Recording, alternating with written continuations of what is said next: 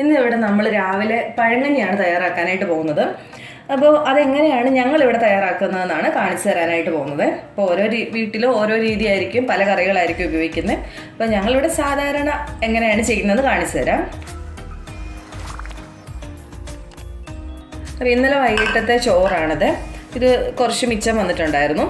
അപ്പോൾ അതിലേക്ക് കുറച്ച് വെള്ളം ഒഴിച്ച് ഇന്നലെ തന്നെ ഇങ്ങനെ ആക്കി വെച്ചേക്കുവാണ്. അപ്പോൾ ഈ ചട്ടിയിലേക്കാണ് ഞാൻ പഴങ്കഞ്ഞി ഒഴിച്ചു കൊടുക്കാനായിട്ട് പോകുന്നത്.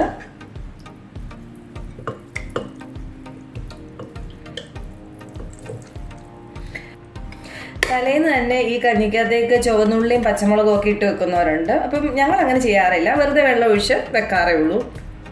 നമുക്ക് ആവശ്യത്തിനുള്ള കഞ്ഞിയും വെള്ളവും എടുത്തിട്ടുണ്ട്, ഇത്രയും മതി. ഇനി ഇതിലേക്ക് ഉപ്പ് ചേർത്ത് കൊടുക്കാൻ പോവാണേ. ഒരുപാട് ഉപ്പ് വേണ്ട, നമ്മൾ ചേർക്കുന്ന കറിക്കൊക്കെ ഉപ്പുണ്ടല്ലോ, അപ്പോൾ അതനുസരിച്ച് ഉപ്പ് ചേർത്ത് കൊടുക്കാം. എന്നിട്ട് ഇതിലേക്ക് ഞാൻ ഒരു ലേശം തൈര് ചേർത്ത് കൊടുക്കുന്നുണ്ട്. കുറച്ച് തൈര് മതി. ഇപ്പോൾ ഇത് കഴിഞ്ഞിട്ട് തൈര് ചേർക്കുന്നുണ്ട്. എന്നിട്ട് ഇത് കഞ്ഞിയിലേക്ക് നന്നായിട്ട് മിക്സ് ചെയ്തെടുക്കാം. ഇനി ഇതിലേക്ക് കുറച്ച് സവോള അരിഞ്ഞത് ചേർത്ത് കൊടുക്കുവാണേ. ചുവന്നുള്ളി വേണ്ടവർക്ക് അങ്ങനെ ചെയ്യാം.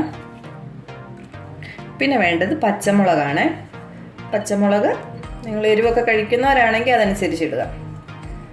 ഇനിയാണ് ഇതിലെ മെയിൻ ഐറ്റം ചേർത്ത് കൊടുക്കാനായിട്ട് പോകുന്നത്. ഇത് കപ്പയാണ്, കപ്പ വേവിച്ചത്.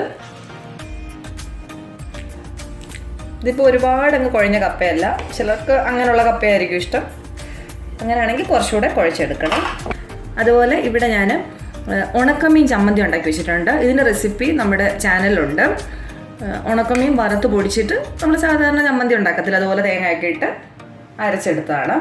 ഇത് വേണ്ട ഈ പാത്രത്തിലേക്ക് ഇട്ട് കൊടുക്കാം. ഇനി ഇതിലേക്ക് കുറച്ച് തൈരും കൂടെ വെച്ച് കൊടുക്കാവേ. തൈരിൻ്റെ പുറത്ത് ഞാൻ ലേശം ഉപ്പിട്ട് കൊടുക്കുന്നുണ്ട്.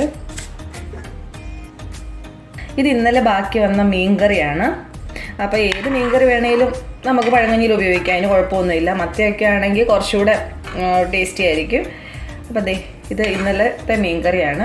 ഇത് ഒരു പീസ് എടുത്ത് ഇതിലേക്ക് വെച്ച് കൊടുക്കാം. എന്നിട്ട് അതിൻ്റെ ചാറും കൂടെ ലേശം ഇങ്ങനെ ഒഴിച്ചു കൊടുക്കാം. ഇനി 2 കാന്താരിയും കൂടെ ഇതിലേക്ക് ഇങ്ങനെ വെച്ച് കൊടുക്കുന്നുണ്ട്. ഇത്രേ ഉള്ളൂ പഴങ്കഞ്ഞി ഇവിടെ തയ്യാറാക്കുന്നത്. അപ്പോൾ ഇത് പല രീതിയിൽ പല കറികൾ ഇങ്ങനെ മാറി മാറി നമ്മുടെ വീട്ടിലുള്ള കറികൾ അനുസരിച്ച് മാറി മാറി എടുക്കും. അച്ചാർ ഉപയോഗിക്കുന്നവരുണ്ട്, തോരന്, മെഴുക്കുവരട്ടി ഒക്കെ ഇതിൻ്റെ കൂടെ ഉപയോഗിക്കുന്നവരുണ്ട്. അപ്പോൾ പഴങ്കഞ്ഞി എന്ന് പറയുന്നത് പഴയ കഞ്ഞിയാണ്. അപ്പം വീട്ടിൽ ബാക്കി വന്ന കറികളൊക്കെ ഉപയോഗിച്ചിട്ടാണ് ഇത് ചെയ്യുന്നത്. അപ്പം ഞങ്ങൾ ഇങ്ങനെയാണ് തയ്യാറാക്കുന്നത്. ഇപ്പം കപ്പ ഇല്ലെങ്കിൽ ബാക്കി ഈ കറികളൊക്കെ വെച്ചിട്ട് അഡ്ജസ്റ്റ് ചെയ്യും. അപ്പോൾ കൂടുതലൊന്നും പറയേണ്ട കാര്യമില്ല, എല്ലാവർക്കും പഴങ്കഞ്ഞി ഇഷ്ടമാണ്, അതിൻ്റെ ടേസ്റ്റ് ഇഷ്ടമാണ്. അപ്പോൾ കറി മാറുന്നതനുസരിച്ച് ടേസ്റ്റ് മാറുന്നത് മാത്രമേ ഉള്ളൂ. അപ്പോൾ എല്ലാവരും തയ്യാറാക്കി നോക്കുന്നതാണെന്നറിയാം. അപ്പോൾ ഞങ്ങളുടെ റെസിപ്പി നിങ്ങളായിട്ട് ഷെയർ ചെയ്തെന്ന് മാത്രമേ ഉള്ളൂ. ഇനി ഒരു വീഡിയോയിൽ വീണ്ടും കാണാം. ബൈ.